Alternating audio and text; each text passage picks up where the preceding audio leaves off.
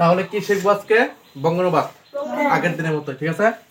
The cow is very useful animal. অর্থ কি হবে?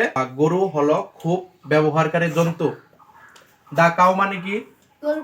গরুটি বা গরু। ইজ মানে হলো, ইজ মানে হলো বা হয়, গরু হয়।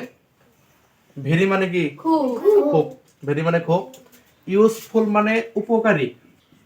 ইউজফুল মানে কি? উপকারী।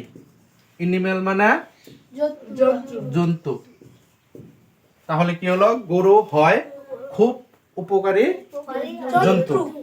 তারপর we live on the milk of the cow. We মানে কি? আমরা। লিভ অন মানে বেঁচে থাকা। লিভ অন মানে কি?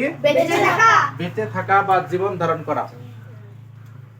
The milk of the cow মানে গরুর দুধ খেয়ে আমরা বেঁচে থাকি।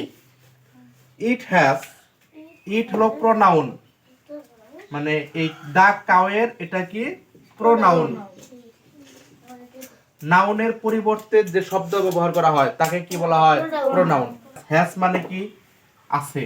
হ্যাজ মানে কি? ফোর লেগস মানে কি? চারটি পা। তাহলে গরুর চারটি পা আছে। টু হর্নস, হর্নস মানে কি? শিং। হর্ন মানে শিং, হর্নস মানে এখানে টু আছে, মানে প্লুরাল করা হয়েছে, দুটি শিং। অ্যান্ড এবং ওয়ান টেইল, টেইল মানে কি? লেজ। ওয়ান মানে একটি, একটি লেজ আছে। It has four legs, two horns and one tail. গরুর চারটি পা, দুটি শিং এবং একটি লেজ আছে।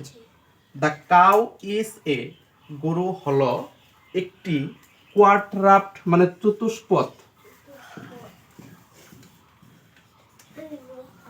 কোয়াড্রাপ্ট মানে কি? চতুষ্পদ। যাদের চারটি পা থাকে তাদের চতুষ্পদ বলা হয়, চতুষ্পদ প্রাণী, ঠিক আছে? গরু হলো চতুষ্পদ অ্যানিমাল মানে জন্তু। The cow is a quadruped animal মানে গরু হলো চতুষ্পদ জন্তু।